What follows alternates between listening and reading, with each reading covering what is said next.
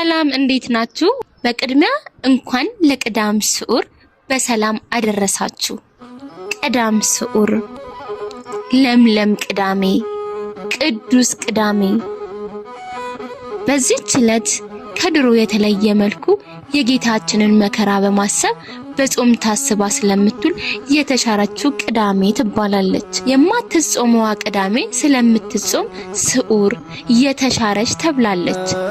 በዓል መሻረን አይመለከትም። ቀዳም ስዑር መስዋዕተ ኦሪት የተሻረባት፣ የእንስሳቱ ደም መፍሰስ ያለፈበት፣ በሲኦል ሰላም የታወጀባት፣ 5500 ዘመን የተዘጋች ገነት ተከፍታ ነፍሳት ወደ ገነት የገቡባት፣ የምስራች የታወጀባት ዕለት ናት።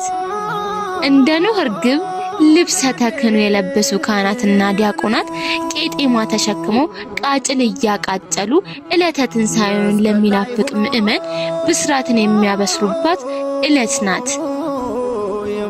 ለምለም ቅዳሜ ካህናቱ ለምእመናን ለምለም ቄጤማ የሚያደሉባት ዕለት ስለሆነ በዚህ ተሰይሟል። ቄጤማውንም ምእመናን እስከ ትንሣኤ ሌሊት በራሳቸው ላይ ያስሩታል።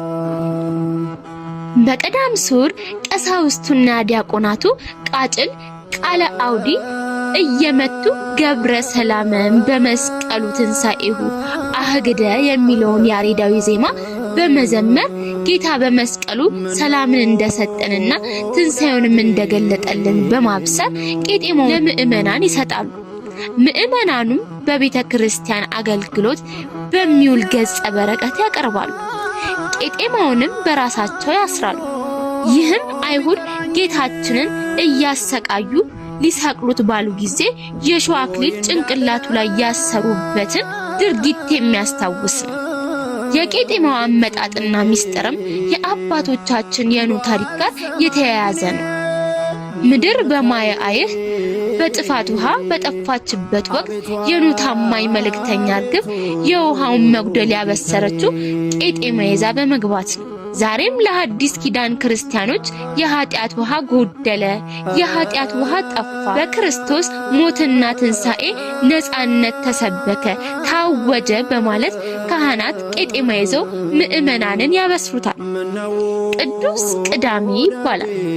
ቅዱስ ቅዳሜ በመባሉ ቅዱስ የሆነ እግዚአብሔር በጥንተ ተፈጥሮ ፍጥረታትን አከናውኖ ከፈጠረ በኋላ በዚህ ቀን ከሥራ ሁሉ ያረፈበት ዕለት ነው። በዘመነ ሐዲስ ደግሞ የማዳን ሥራውን ሁሉ ፈጽሞ በሥጋው በመቃብር ሲያርፍ በነፍሱ ሲኦልን በርብሮ ባዶዋን አስቀርቷታል። በዚያ ለነበሩት ነፍሳትም የዘላለም ዕረፍትን ያወረሰበት ዕለት ስለሆነ ከሌሎች ዕለታት የተለየ ዕለት በማለት ቅዱስ ቅዳሜ ተብሏል። እንኳን ለቅዳም ስዑር በሰላም አደረሳችሁ።